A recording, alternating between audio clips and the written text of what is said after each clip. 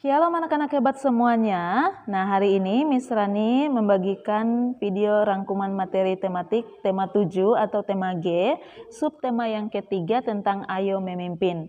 Nah, Miss Rani akan merangkum pembelajaran 1 sampai 6. Jadi anak-anak hebat, hari ini hanya ada beberapa muatan pelajaran yang akan kita bahas. Yang pertama, pendidikan kewarganegaraan, kita akan membahas tentang pemimpin. Dan yang kedua, IPS, kita akan membahas tentang koperasi dan kerjasama ASEAN. Sekarang Miss Rani minta kalian perhatikan buku tematik kalian halaman 94. Halaman 94. Nah, di sini ada percakapan antara Awang, Ferry, Uli, Ina. Nah, Miss Rani akan bacakan percakapan ini sambil anak-anak menyimak buku kalian masing-masing ya. Nah, saat kantin di sekolah Ferry diperiksa oleh petugas dari Dinas Kesehatan, hasilnya kantin sekolah Ferry dinyatakan sebagai kantin sehat. Sehat tempatnya, produk yang dijualnya, peralatan yang digunakan, cara penyajian, dan pelayanannya juga memenuhi standar dan kriteria kantin sehat. Saat ini sebagian kantin akan direnovasi sehingga semua barang dan peralatan di dalamnya harus dipindahkan sementara waktu. Oleh karena itu, suasana kantin tampak lebih sesak dari biasanya, antrean pembeli jadi lebih panjang. Ferry dan ketiga sahabatnya juga tampak sedang mengantre. Nah, berikut percakapan antara Awang, Ferry, Uli, dan Ina. Kata Awang, mudah-mudahan renovasi kantinnya cepat selesai. Kata Ferry, kenapa Wang? Baru juga sehari ngantre panjang. Kata Awang, iya juga sih, tapi melihat pembeli berjubel begini mengurangi selera jajanku, Fer. Kata Uli, bagus itu Wang. Kalau selera makanmu berkurang, berat badanmu juga bisa berkurang kan? Kata Ina, atau begini saja, daripada memperpanjang antrean, bagaimana kalau kalian duduk saja, biar aku yang antre pesan minuman. Kata Awang, aduh Ina, aku tidak pernah menyangka kamu sebaik ini. Es jeruk nipis 1 ya, untuk melarutkan lemak perutku, hehehe. Kata Ina, halah kamu Wang, memuji kalau ada maunya. Li, kamu sama Ferry pesan minuman seperti biasanya kan? Kata Ferry, yap, makasih ya Nah. Kata Uli, wah Ina baik hati. Nah, anak-anak hebat, sambil menunggu Ina membeli minuman, Ferry, Awang, dan Uli berbincang di seberang kantin. Saat itu melintas 5 orang yang sedang memindahkan lemari. Terlihat kekompakan 5 orang tersebut. Salah seorang di antaranya memberi komando. 1, 2, 3, geser. Begitu seterusnya sampai lemari berada di tempat barunya. Nah, kata Awang, wah hebat ya bapak-bapak itu, lemari sebesar dan seberat itu bisa diangkat. Kata Uli, jarak pindahnya cukup jauh juga. Menurutku, mereka tadi sengaja menjaga kekompakan dengan aba-aba itu. Kata Ferry, benar itu Li. Kalau kita kompak, pekerjaan berat jadi ringan, yang seharusnya lama jadi lebih cepat. Kalau kita perhatikan, meski hanya masalah memindahkan lemari, ternyata juga harus ada yang memimpin. Kata Uli, berarti di sekitar kita banyak pemimpin ya, kata Awang. Ferry pemimpin karena dia ketua kelas. Aku pemimpin kelompok eksperimen. Kamu juga pemimpin waktu kita membuat poster. Ina juga pernah menjadi pemimpin pembongkar gudang rumahku. Bapak tadi memimpin pemindahan lemari. Pak Mandor di sana itu memimpin renovasi kantin kita. Semua orang bisa jadi pemimpin, hanya saja siapa yang benar-benar pantas menjadi pemimpin. Karena tidak semua pemimpin memiliki karakter sebagai pemimpin. Nah, kata Ina, apaan nih? Sudah berubah dari kumpulan ilmuwan menjadi kumpulan pemimpinnya. Ngomong-ngomong soal pemimpin, siapa yang mau memimpin menghabiskan minuman ini? Kata Ferry. Wah, makasih banyak nak. Kata Awang.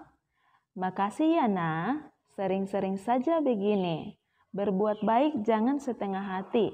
Masih soal pemimpin, menurutku keberhasilan itu datangnya bukan cuma dari pemimpinnya saja, tapi orang-orang yang dipimpin juga harus mempunyai karakter sebagai orang yang mau dipimpin. Harus percaya dan setia kepada pemimpinnya. Kata Uli, benar tuh kata Awang. Coba kalau keempat bapak tadi tidak nurut dan tidak mau diatur, pasti aba-abanya tidak berguna.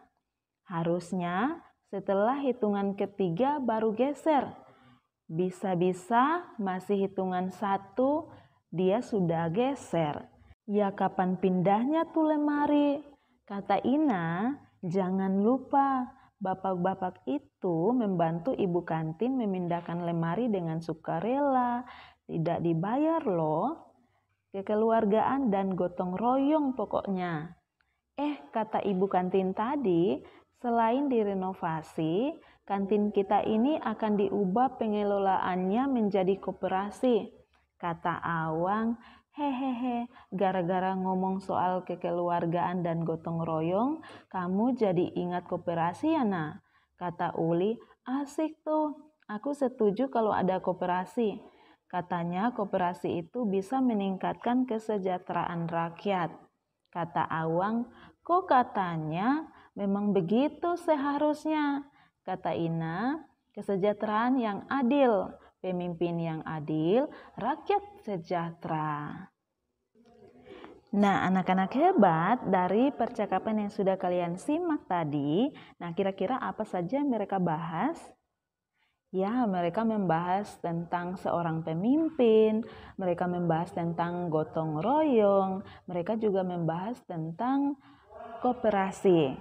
Nah, anak-anak hebat, pemimpin adalah seseorang yang diberikan kepercayaan untuk membimbing orang lain dalam kelompoknya. Sekali lagi ya, pemimpin adalah seseorang yang diberikan kepercayaan untuk membimbing orang lain dalam kelompoknya. Nah, siapa saja bisa menjadi seorang pemimpin? Nah, menjadi seorang pemimpin harus menerapkan nilai persatuan dan kesatuan, nilai kerakyatan, dan juga nilai keadilan.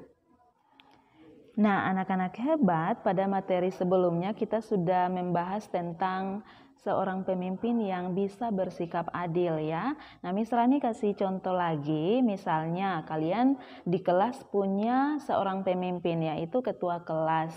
Nah, ketua kelas dia menerapkan sikap adil di kelasnya. Nah, misalnya dia berteman dengan siapa saja. Nah, ini sudah merupakan contoh sikap menerapkan nilai keadilan ya. Jadi dia tidak memilih-milih teman, dia bersikap adil dalam berteman. Nah, anak-anak hebat, sekarang kalian bisa perhatikan halaman 125. Kata adil disebut 2 kali dalam sila Pancasila, yaitu sila kedua dan sila kelima. Kemanusiaan yang adil dan beradab dan keadilan sosial bagi seluruh rakyat Indonesia.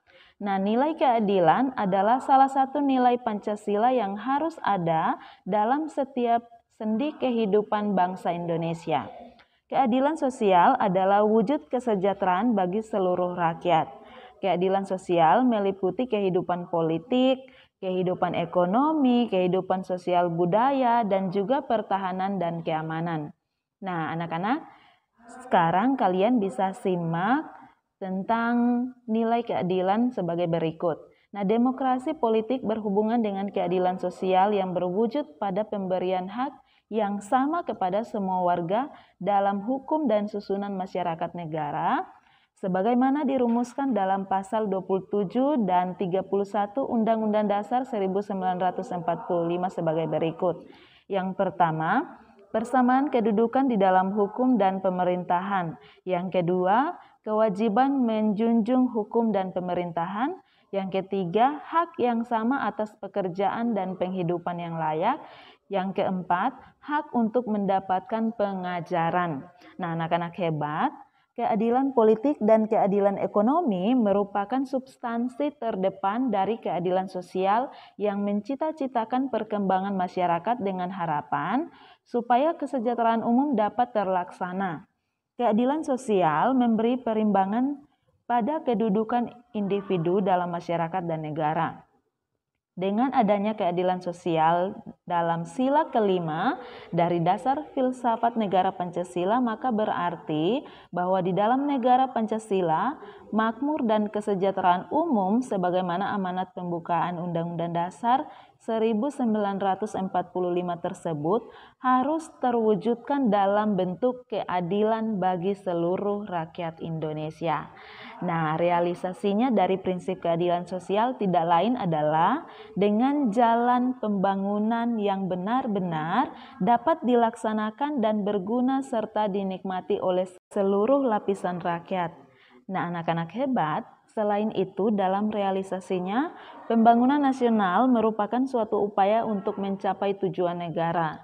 Sehingga pembangunan nasional harus senantiasa meletakkan asas keadilan sebagai dasar operasional serta dalam penentuan berbagai macam kebijaksanaan dalam pemerintahan negara.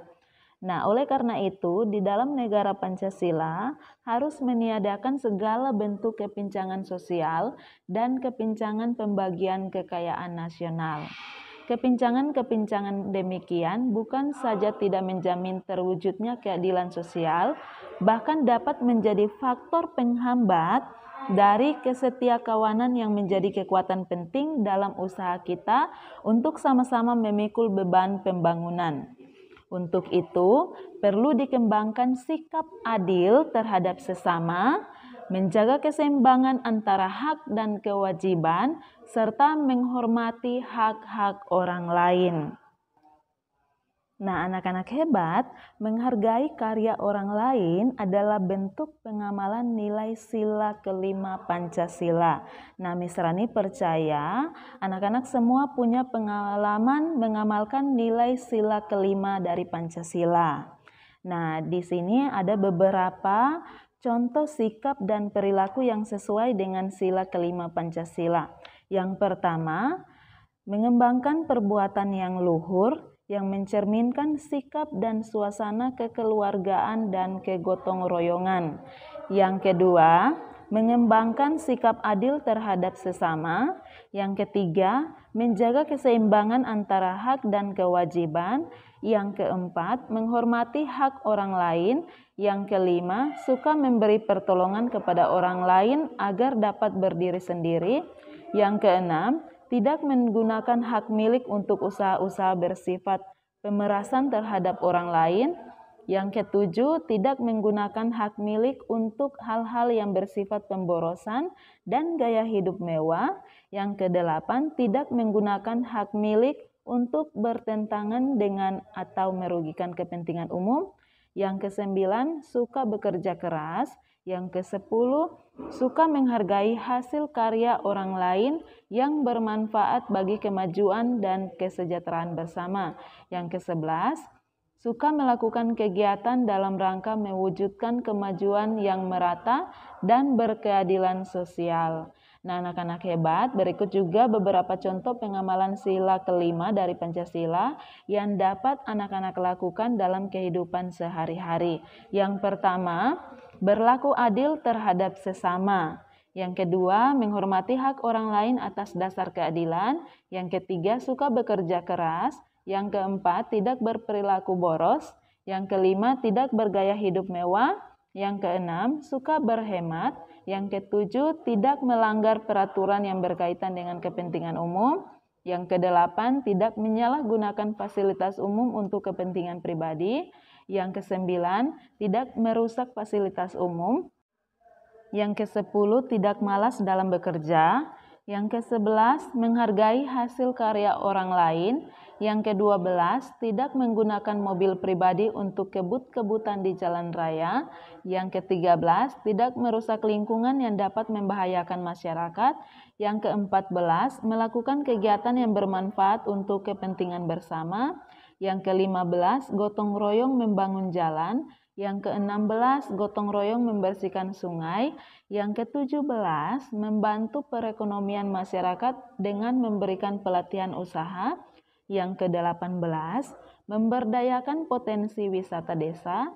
Yang ke-19, menjaga suasana kekeluargaan di lingkungan masyarakat. 20, tidak bersikap pilih kasih dalam pergaulan di masyarakat. Yang ke-21, menolong orang lain untuk mandiri. Yang ke-22, berpartisipasi untuk membangun desa.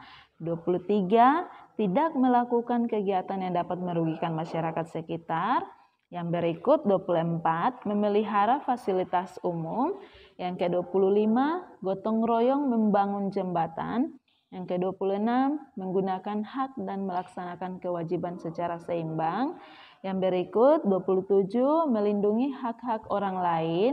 28, melakukan kegiatan untuk kesejahteraan bersama.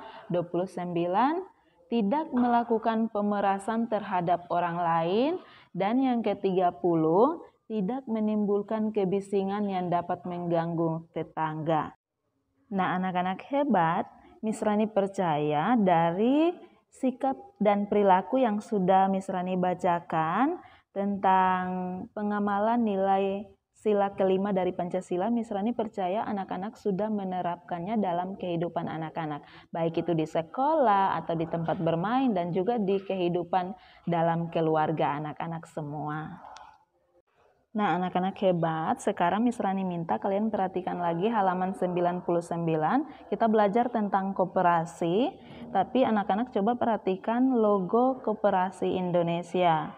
Nah, ini adalah logo Koperasi Indonesia pada tahun 2012 sampai tahun 2015.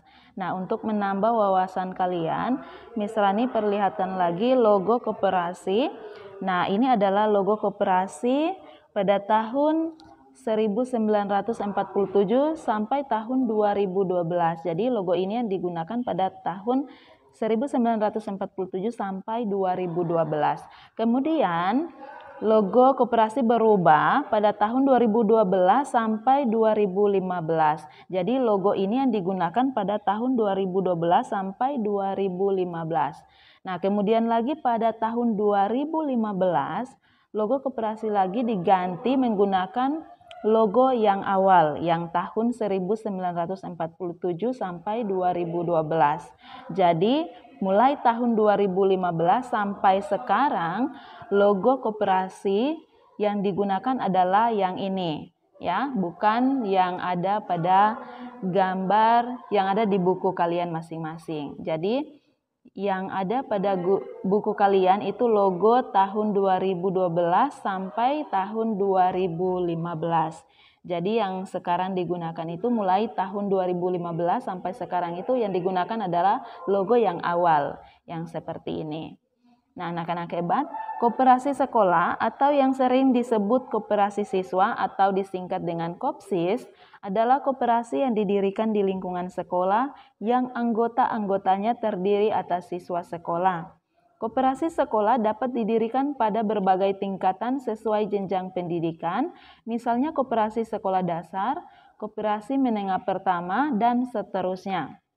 Nah, adapun koperasi sekolah juga dapat dimaknai sebagai koperasi yang berada pada lembaga pendidikan lain selain pendidikan formal seperti yayasan, lembaga masyarakat, pesantren, dan lain-lain sebagainya.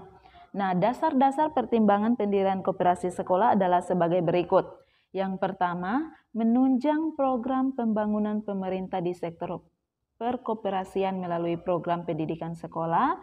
Yang kedua, menumbuhkan kesadaran berkooperasi di kalangan siswa. Yang ketiga, membina rasa tanggung jawab, disiplin, setia kawan, dan jiwa kooperasi. Yang keempat, meningkatkan pengetahuan dan keterampilan berkooperasi agar kelak berguna di masyarakat. Dan yang terakhir, yang kelima, membantu kebutuhan siswa serta mengembangkan kesejahteraan siswa di dalam dan di luar sekolah. Dan yang kelima adalah membantu kebutuhan siswa serta mengembangkan kesejahteraan siswa di dalam dan di luar sekolah. Nah, anak-anak hebat, tujuan adanya koperasi sekolah adalah memajukan kesejahteraan anggota pada khususnya dan masyarakat umumnya, serta ikut membangun tata perekonomian nasional dalam rangka mewujudkan masyarakat yang adil dan makmur. Sedangkan pembentukan koperasi sekolah di kalangan siswa dilaksanakan dalam rangka menunjang pendidikan siswa dan latihan berkooperasi. Dengan demikian, anak-anak hebat, tujuan pembentukannya tidak terlepas dari tujuan pendidikan dan program pemerintah dalam menanamkan kesadaran berkooperasi sejak dini. Ciri-ciri koperasi sekolah yaitu sebagai berikut. Yang pertama, bentuknya badan usaha yang tidak berbadan hukum. Yang kedua, anggotanya siswa-siswa sekolah tersebut. Yang ketiga, keanggotaannya selama masih menjadi siswa. Yang keempat, koperasi sekolah dibuka pada waktu istirahat. Yang kelima, sebagai latihan dan praktik berkooperasi. Yang keenam, melatih disiplin dan bekerja. Yang ketujuh, menyediakan perlengkapan pelajar. Yang kedelapan, mendidik siswa hemat menabung. Yang kesembilan, tempat menyelenggarakan ekonomi dan gotong royong. Nah, anak-anak hebat, koperasi disebut sebagai bentuk ekonomi yang paling sesuai dengan budaya masyarakat Indonesia. Nah, itu berarti koperasi berlandaskan nilai Pancasila. Nah, tidak hanya di Indonesia, koperasi juga diterapkan di berbagai negara di dunia.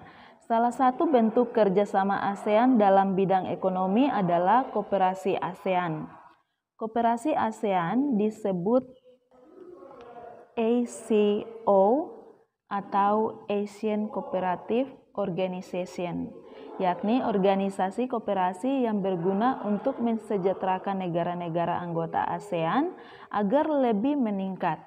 Koperasi ASEAN ini sebenarnya memiliki tujuan untuk membuat organisasinya agar lebih kokoh melalui penopang perekonomian Asia Tenggara dalam gerakan koperasi ini.